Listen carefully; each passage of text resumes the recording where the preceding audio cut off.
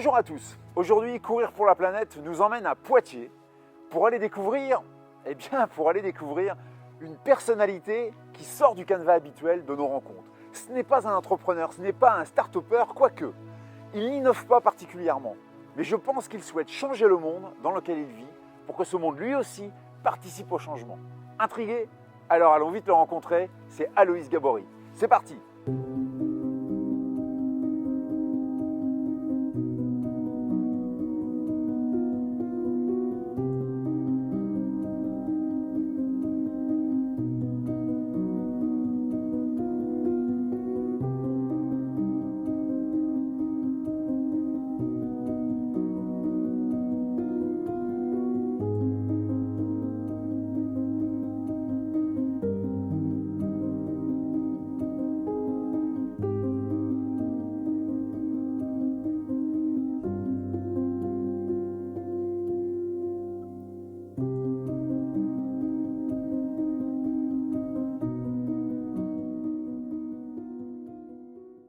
Aujourd'hui, nous sommes à la mairie de Poitiers pour une rencontre très particulière puisque nous rencontrons un politique.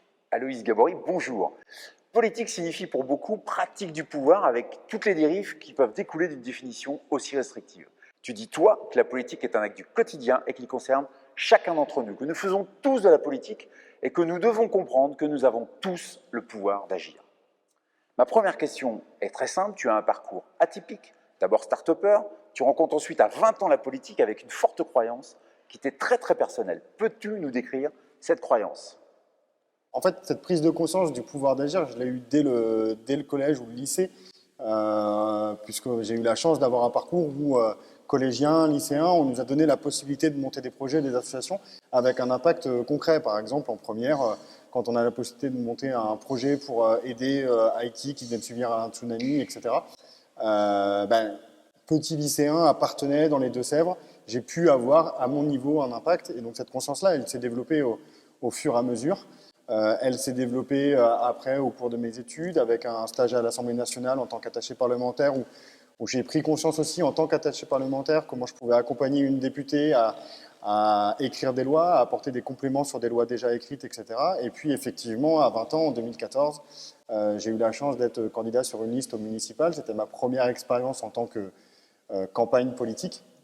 Et puis voilà, chemin faisant, j'ai eu envie d'expérimenter une autre manière d'avoir de l'impact et une autre manière d'agir en cofondant une société avec Bornas Kogaminiou, mon associé, donc une société qui s'appelle Pixis, qui cherche à travailler sur l'orientation scolaire à partir d'un grand cadre international que sont les 17 objectifs de développement durable de l'ONU. Et puis donc voilà, cette société elle a été créée en 2016, je continue à travailler dessus et puis en 2019, début de la campagne des municipales à Poitiers, avec vraiment la volonté de justement développer ce pouvoir d'agir avec une campagne qui avait pour objectif, certes, de gagner, mais avant tout de redonner confiance et de faire prendre conscience aussi que chacun pouvait agir et que quand on devenait élu, on n'était pas que uniquement des élus, mais on était aussi des citoyens du quotidien qui agissions toutes et tous dans des associations, dans notre vie professionnelle, en tant qu'élus désormais. Et c'était vraiment ça la croyance, la conviction qu'on voulait défendre avec cette campagne. Ok. Donc concrètement, toi qui aujourd'hui es vice-président de la communauté urbaine de Poitiers, en charge de la transition énergétique, peux-tu nous expliquer par un ou plusieurs exemples comment, en faisant de la politique, on peut agir pour améliorer le monde? Alors, ce qui est super intéressant avec la transition énergétique, c'est qu'on touche tout le monde, que l'énergie est au centre de tout, et donc on peut avoir des actions en direction des habitants et des habitantes, en direction des entreprises, en direction de tous les acteurs du territoire finalement. Et donc un premier exemple que j'ai envie de citer, c'est une délibération qu'on a prise en conseil communautaire et qui vise à octroyer une aide, une subvention aux ménages pour qu'ils puissent convertir leurs chaudières au fioul en des chaudières au gaz avec des pompes à chaleur ou des chaudières bois. Pour décarboner.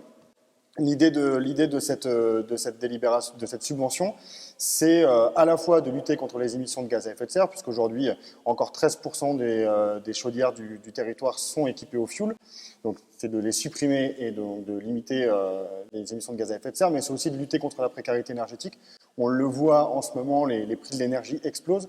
Et donc, permettre aux gens de changer leur équipement, d'avoir une meilleure efficacité énergétique dans leur bâtiment, de réduire leur consommation, c'est aussi une manière de se battre pour le pouvoir de vivre des habitants.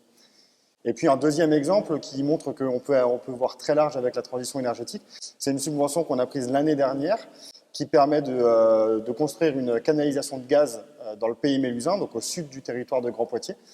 Et donc si on s'arrêtait à un tuyau de gaz, on pourrait dire que ce n'est pas super intéressant. Pourtant, cette canalisation, elle permet de développer et d'exploiter un potentiel de méthanisation, donc pour développer plusieurs unités de méthanisation sur ce territoire-là. Et derrière la méthanisation, ce n'est pas seulement une entrée énergétique, c'est permettre à des agriculteurs d'avoir un revenu supplémentaire pour faire évoluer leurs pratiques. Par exemple, le porteur du projet de l'unité de méthanisation de Sancey va utiliser les revenus de la méthanisation pour se convertir au bio. C'est travailler sur la préservation des points de captage d'eau et donc la qualité de l'eau. C'est travailler sur la mobilité biogaz. C'est créer de l'emploi qui est non délocalisable. Et donc, c'est vraiment enclencher tout un tas de cercles vertueux qui ont in fine des impacts bénéfiques pour le territoire. Donc en réalité, ton travail de politicien permet de mettre en avant de nouvelles certitudes, comme par exemple la transition énergétique, plus globalement écologique, qui permet la transition économique. Es-tu entendu sur cette thématique ? Je pense d'abord qu'on bénéficie d'un contexte global qui va dans le sens de cette prise de conscience. Les deux rapports de cet été, celui du Haut Conseil pour le climat et surtout celui du GIEC, nous montrent qu'on n'a plus le choix que d'agir, qu'il nous reste très peu de temps pour non pas annuler le changement climatique puisqu'il est déjà là, mais en limiter les effets et commencer à s'adapter. Donc le contexte fait qu'il y a une prise de conscience sur le fait qu'on n'a pas le choix que d'agir, quitte à devoir prendre des décisions qui ne sont pas faciles, qui peuvent être contraignantes. Maintenant, on a, nous, la responsabilité, élus écologistes, de rendre l'écologie joyeuse, de rendre l'écologie positive.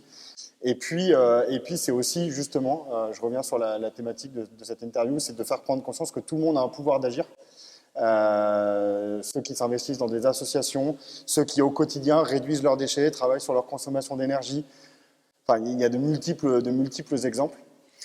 Alors justement, pour clore cette interview, j'ai un rituel qui tombe très très bien pour ça, donc je te laisse 42 secondes pour laisser un message qui va impacter tous ceux qui nous écoutent pour qu'eux aussi puissent se mettre en route. Ça serait quoi ce message ? Ce message, c'est que d'ores et déjà, le monde est en mouvement. Il y a des actions qui se multiplient partout dans le monde et les interviews, les marathons que tu fais en témoignent. Et que c'est pas les hommes et femmes politiques seuls qui agiront contre le dérèglement climatique. Ce n'est pas les entreprises seules qui agiront contre le dérèglement climatique et ce n'est pas les citoyens seuls qui agiront contre le dérèglement climatique. C'est vraiment en travaillant tous ensemble, en co-construisant les politiques publiques, en accompagnant les entreprises à réduire leur consommation d'énergie, en travaillant sur des ressources plus propres, comme le fait Greenfib, un acteur du territoire et de Bretagne.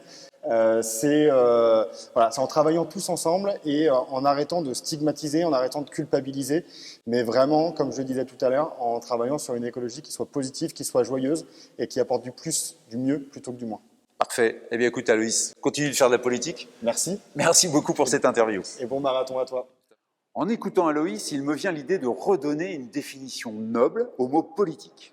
La politique, c'est en réalité la somme des individualités qui permet un développement organisé et cohérent des hommes entre eux, en respect total avec la terre-mère qui nous unit tous. Si nous adoptons cette définition, alors nous prendrons tous conscience que nous avons un rôle politique à jouer sur cette planète. Je vous laisse le soin de méditer là-dessus. Demain, nous repartons pour un nouveau marathon et donc une nouvelle rencontre. D'ici là, portez-vous bien et surtout, n'oubliez pas les amis, respectez-vous et respectez-la. Ciao à tous.